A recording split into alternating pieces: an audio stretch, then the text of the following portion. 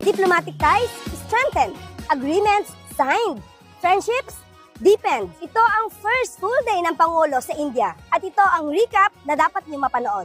Unang-una sa itinerary, isang mainit na welcome para kay Pangulong Marcos Jr. mula kina Indian President Draupadi Murmu at Prime Minister Narendra Modi. At ito ay sinundan ng isang solemn moment honoring Mahatma Gandhi. Hindi lang to hanggang handshake ha. PBBM sat down with Indian Prime Minister Modi para pag-usapan ang mas matibay na ugnayan ng Pilipinas at India, from digital cooperation to healthcare and trade. 13 agreements. Yes, 13. Lahat yan pabor sa Pilipinas.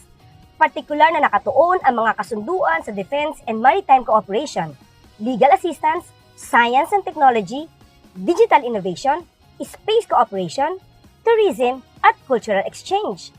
Kasama din dito ang pagbibigay ng visa-free sa mga Indian nationals na nais bumisita sa Pilipinas. Nagpapasalamat din si Pangulong Marcos Jr. kay Prime Minister Modi para sa visa-free of charge scheme para sa mga Pilipino na nais bumisita sa India. Sa pagtatapos ng presentation of agreement, nasaksihan din ni President Marcos Jr. at Prime Minister Modi ang virtual release ng postal stamps commemorating the 75th anniversary ng India-Philippines diplomatic relations.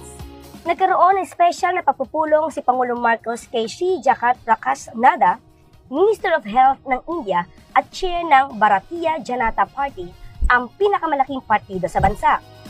Sa talakayan, tinutukan ang mga inisyatibong magpapalalim sa health cooperation ng Pilipinas at India, kasama ang Department of Health, Department of Foreign Affairs at Philippine Embassy sa India. Gabi na, pero patuloy ang pagtitibay ng ugnayan ng dalawang bansa. Sa Rashtrapati Bhawan, formal na nagharap sila Pangulong Ferdinand R. Marcos Jr. at Indian President Draupadi Murmu. Isang makasaysayang pagpupulong sa pagitan ng dalawang leader na parehong layunin. Mas maunlad, mas matatag na kinabukasan para sa kanilang mga mamamayan. Isang araw ng diplomasyang may konkretong bunga para sa trabaho, teknolohiya at kinabukasan para sa mga Pilipino. Follow us for more updates as we move from New Delhi to Bengaluru.